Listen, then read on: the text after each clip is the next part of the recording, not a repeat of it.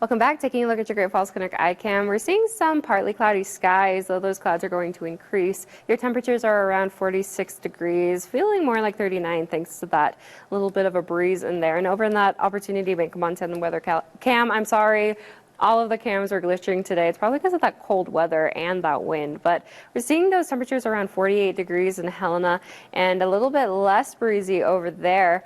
Especially as those wind and gusty conditions continue for north central Montana. It's going to be a bit of a breezy one tonight and tomorrow. Those temperatures are going to trend a bit cooler too, and chances of rain and snow are going to be around and expected for tonight. Currently, those temperatures are in the upper 30s and the 40s, a bit chilly. We'll also see a bit of a chilly night tonight too, with those low temperatures down into the 30s, maybe even the upper 20s.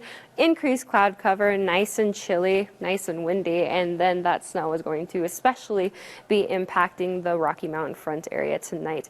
We're also going to see those temperatures rebounding back into the upper 30s and the 40s tomorrow. Actually, some mostly sunny skies. That wind is going to continue, and the more west you go, the chillier it'll be.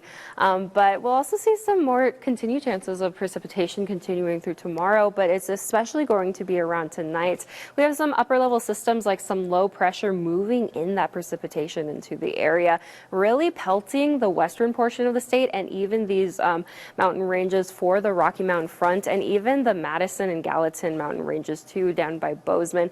This is going to continue throughout the overnight hours, and we'll also see that increased cloud cover. There will be some stray showers for most of the Highline and even eastern Montana too, but a lot of places are going to see this precipitation and the snow, even the highest peaks getting up to 8 inches and maybe even more.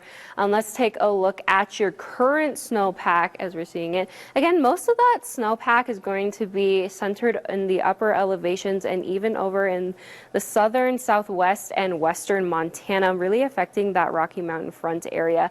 But we do have some winter weather advisories because of that snow that's hitting the area. But mostly I'm going to talk about this Rocky Mountain front region.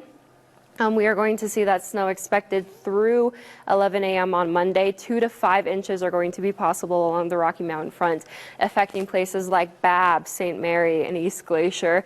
2 to 5 inches will be possible, but even more as we hit those higher peaks. This could mean difficult travel and dangerous conditions for those out in the backcountry, so keep that in mind.